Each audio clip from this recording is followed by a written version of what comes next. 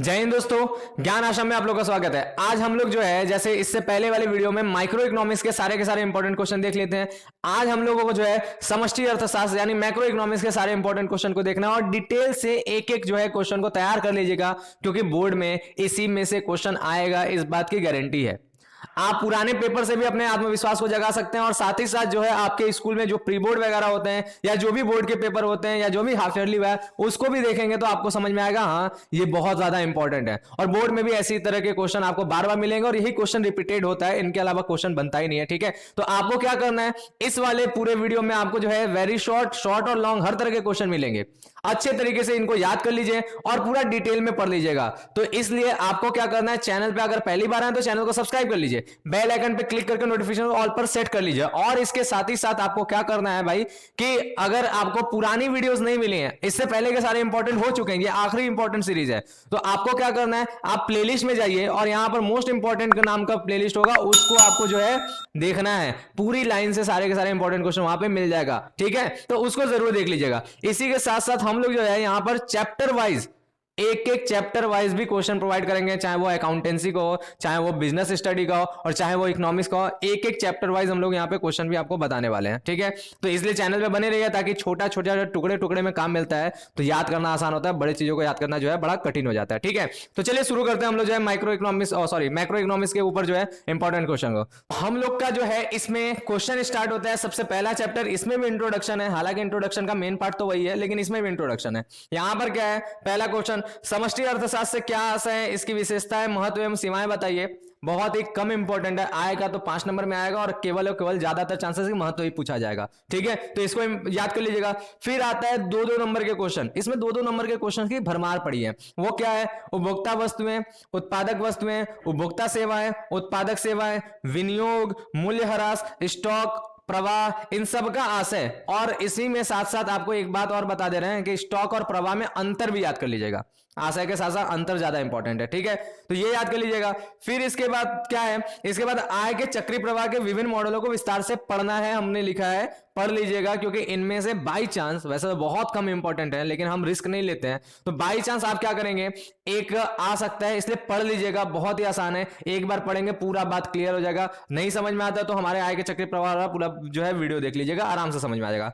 Next हमारा क्या है, आय का रिसाव तथा आय का समावेश क्या है, इसको पढ़ लीजिएगा, 2 नंबर का ही है, ये भी बहुत बड़ा नहीं है। ठीक है, फिर इसके बाद क्या है, मध्यवर्ती एवं अंतिम वस्तुएं क्या हैं और इनमें अंतर, यहां पे लिखा नहीं, याद रखिएगा, इनमें अंतर, ये भी पढ़ लीजिएगा, अंतर भी इंपॉर्टेंट है। और अगर अंतर आता है तो ये 5 नंबर का क्वेश्चन होगा और अगर अंतर नहीं आता तो ये 2 नंबर का होगा। ठीक है, तो 2 या 5 दोनों में ये क्वेश्चन पूछा जा सकता है। फिर इसके आता है कि राष्ट्रीय आय के मुख्य समुच्चय का आशय एवं सूत्र बताइए। जितने भी हमारे समुच्चय हैं, जीडीपी से लेकर के एनडीपी से लेकर के सारे जो कॉन्सेप्ट हैं, ठीक है, राष्ट्रीय आय के जितने भी कॉन्सेप्ट है, जितने भी समुच्चय हैं, उन सभी समुच्चयों को आपको उसका मतलब जानना है, आशय।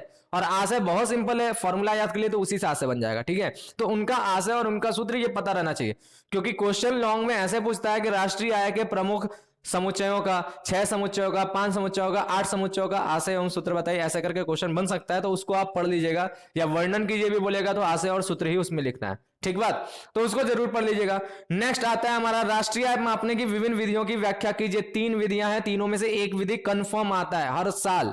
ठीक है, हर साल एक विधि कंफर्म आता है, तो उसको जरूर पढ़ लीजिएगा। एक विधि आपको जो है डिटेल से चर्चा करना ही करना है, आएगा ही आएगा।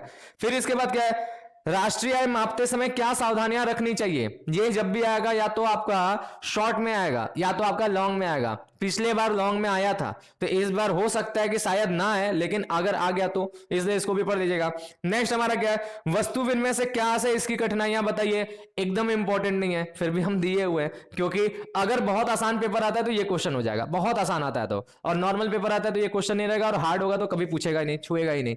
ठीक है, ये पढ़ लीजिएगा। फिर उसके बाद क्या, मुद्रा से क्या है, इसके कार्य एवं प्रकार बताइए। इसमें से कंफर्म है कि क्वेश्चन आ सकता है, इसलिए इसको जरूर पढ़ लीजिएगा बढ़िया तरीके से, जहां तक हमें लगता है कि इस बार ये क्वेश्चन आने वाला है, इसलिए पढ़ लीजिएगा। फिर उसके बाद क्या है, मुद्रा की पूर्ति से आप क्या समझते हैं, इसको प्रभावित करने वाले कारक बताइए। ठीक है, ऊपर वाला क्वेश्चन या इस क्वेश्चन में से एक पक्का आएगा। फिर आगे बात होता है कि व्यापारिक बैंक से आप क्या समझते हैं, इसके कार्य बताइए। सेम इसी तरह केंद्रीय बैंक से आप क्या समझते हैं, इसके कार्य बताइए। इन दोनों में से कोई एक क्वेश्चन पक्का आएगा, इसको पढ़ लीजिएगा। फिर आता है भारतीय रिजर्व बैंक से आप क्या समझते हैं, इसके कार्य बताइए। भारतीय रिजर्व बैंक है। और इसी के साथ साथ वर्जित कार्य जो कुछ किताबों में है कुछ किताबों में नहीं है, तो वर्जित कार्य भी जरूर पढ़ लीजिएगा कि भारतीय रिजर्व बैंक के वर्जित कार्य क्या है। 4-5 तो कार्य है, वो जब भी आएगा आपका वेरी शॉर्ट में आता है, ठीक है। वैसे तो चांसेस कम है लेकिन आ सकता है। नेक्स्ट बात क्या है, सामूहिक मांग से आप क्या समझते हैं, इसकी विस्तृत व्याख्या, पूरा डिटेल व्याख्या करिए। सामूहिक मांग कैसे बनता है उसका पूरा पूरा रेखा चित्रों के साथ साथ पूरा एक एक चीज डिटेल से आपको व्याख्या करना है। हमारे नोट्स में ये चीज है। सामूहिक पूर्ति से आप क्या समझते हैं, इसकी विस्तृत व्याख्या डिटेल इसको भी कर देना है। सामूहिक पूर्ति को एकदम टेबल और ग्राफ के साथ इसको भी पढ़ देना है। फिर उपभोग प्रवृत्ति से क्या आशय है, इसके निर्धारक तत्व बताइए। उपभोग प्रवृत्ति क्या है, इसके निर्धारक तत्व यानी वो किस चीज से प्रभावित होता है, ये पढ़ लेना है। फिर नेक्स्ट हमारा क्या है, बचत प्रवृत्ति से क्या आशय है। आप इसको कॉमा कॉमा देकर, बहुत से शॉर्ट क्वेश्चन है। बचत प्रवृत्ति, विनियोग फलन, पूर्ण रोजगार, अनैच्छिक बेरोजगारी, ठीक है, इन सब का आपको आशय जानना है। 2 नंबर के क्वेश्चन है, एक तो पक्का आने वाला है, ठीक है। फिर उसके बाद क्या है, किन्स का आय और रोजगार सिद्धांत की व्याख्या कीजिए, मोस्ट इंपॉर्टेंट। पिछले बार शायद किन्स वाला आया था कि प्रतिष्ठित वाला आया था, हमें थोड़ा याद नहीं आ रहा है, लेकिन एक आया था। तो किन्स वाला इस बार बहुत इंपॉर्टेंट है। अगर पिछले बार प्रतिष्ठित आया होगा तो 100% मान लीजिए कि इस बार किन्स आएगा, ठीक है। तो इसको जरूर कर लीजिएगा, पक्का आने का चांसेस है। फिर आता है न्यून मांग एवं अतिरिक्त मांग को विस्तार से समझाइए। और इसको जो है, इस दोनों प्रकार को जो है, अगला हमारा क्वेश्चन में है, न्यून मांग एवं अतिरिक्त मांग को ठीक करने का उपाय बताइए। आपको ये दोनों बताने कि न्यून मांग अतिरिक्त मांग क्या है, उसका प्रभाव क्या पड़ता है, यही विस्तार से समझाने वाले में हो गया। और उसको ठीक करने का उपाय, ये हमारा अगला क्वेश्चन हो गया। तो ये भी पढ़ लीजिएगा, न्यून मांग एवं अतिरिक्त मांग। बहुत आसान है, एकदम प्रैक्टिकल है, बहुत आराम से याद हो जाता है, बहुत मेहनत करने की जरूरत नहीं है, ठीक है। नेक्स्ट हमारा क्या है, बजट के से क्या आशय है, बजट का उद्देश्य बताइए एवं बजट के संगठकों की व्याख्या कीजिए तथा बजट के प्रकार बताइए। बहुत लंबा क्वेश्चन हमने लिखा, ये 3 क्वेश्चन का समूह एक तरह से बोल सकते हैं। इसमें से जो भी क्वेश्चन आएगा या तो 2 में या तो 5 में आएगा। क्या क्या है इसमें, एक तो बजट का आशय 2 नंबर में ही जब भी पूछा जाए। बजट का उद्देश्य, ठीक है, ये बहुत कम है कि आए, लेकिन पूछ सकते हैं इसलिए हमने डाल दिया। लेकिन बजट के संगठकों की व्याख्या, संगठक क्या होते हैं, जो बजट के जो तत्व हैं, जो बजट बनते समय जो जो चीजें इसमें डाला जाता है, उसकी व्याख्या आ सकता है। और अगर उसकी व्याख्या पढ़ेंगे तो 2 नंबर में तो हेल्प जरूर करेगा और साथ ही साथ एमसीक्यू में हेल्प करेगा, इसलिए जरूर पढ़ेगा। लेकिन मोस्ट इंपॉर्टेंट बात क्या है कि बजट के प्रकार ये आएगा, ठीक है, इसलिए इसको याद कर लीजिएगा। फिर इसके बाद क्या, भुगतान संतुलन से आप क्या समझते हैं, भुगतान संतुलन एवं व्यापार संतुलन में अंतर बताइए।